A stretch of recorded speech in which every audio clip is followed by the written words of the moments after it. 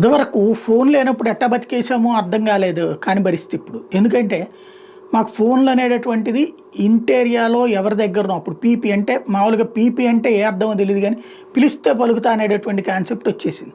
అప్పుడు ఎవరిదో తెలిసిన వాళ్ళ నెంబరు చివరికి విజిటింగ్ కార్డుల మీద కూడా ఫోన్ నెంబర్ వేసి పీపీ అని పెట్టేవాళ్ళు.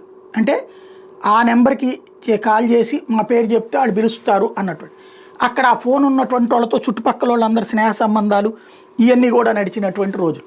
ఇదంతా ఇప్పుడు ఎందుకు చెప్పాల్సి వస్తుందంటే ఈ పీపీ పద్ధతులు పోయి ఆ తర్వాత రకరకాలు వచ్చినాయి, పేజర్లు వచ్చినాయా లేకపోతే వాళ్ళ సెల్ ఫోన్లు వచ్చేసినాయి. ఇప్పుడు సెల్ ఫోన్ ఎట్లా అయిపోయిందంటే ఫోన్లో మాట్లాడేదానికంటే కూడా ఫోటోలు తీసుకోవడానికి లేదంటే అందులో ఉన్నటువంటి ఇంటర్నెట్ ద్వారా దాంట్లో ఉన్నటువంటి డేటాను చూసుకోవడానికి అంటే ఏదైతే యూట్యూబ్లో ఇవన్నీ చూసుకోవడం దగ్గర కాన్సన్ట్రేట్ చేస్తున్నారు.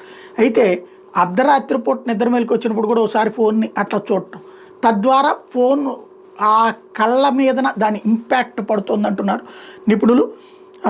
నిద్రలేమి సమస్య మీద అధ్యయనంలో 45,000 మంది మీద అధ్యయనం చేస్తే 18 నుండి 28 ఏళ్ల వయసు ఉన్నటువంటి వాళ్ళు చెప్తుంది ఏంటంటే ఈ రాత్రి వేళ గంట సేపు స్క్రీన్ చూస్తే నిద్ర ఉండట్లేదు. ఇది తాజాగా 59% మంది ఇలాంటి పరిస్థితుల్లోనే ఉంటున్నారట. మొబైల్, ల్యాప్టాప్స్, ఇతర డిజిటల్ స్క్రీన్స్ నుంచి వెలువడే బ్లూరేస్ నిద్రకి తోడ్పడే మెలటోనిన్ హార్మోన్ ఉత్పత్తి మీద ప్రతికూల ప్రభావం చూపుతుందంట. అలా స్క్రీన్ చూస్తూ ఉండడంతో హార్మోన్ ఉత్పత్తి ఆలస్యమై మేల్కొనే సమయం పెరిగి నిద్రలేమి సమస్యలకి దారితీస్తున్నట్టు తేల్చారు. నిద్రకు ఉపక్రమించడానికి ముందు 30 నిమిషాల పాటు సోషల్ మీడియా చూసే వయోజనులు నిద్రలో కలత, అంతరాయం వంటి సమస్యలు ఎదుర్కొంటున్నారట. గతంలో అమెరికన్ కౌన్సిల్ సొసైటీ పరిశోధకులు దీన్ని గుర్తించారు.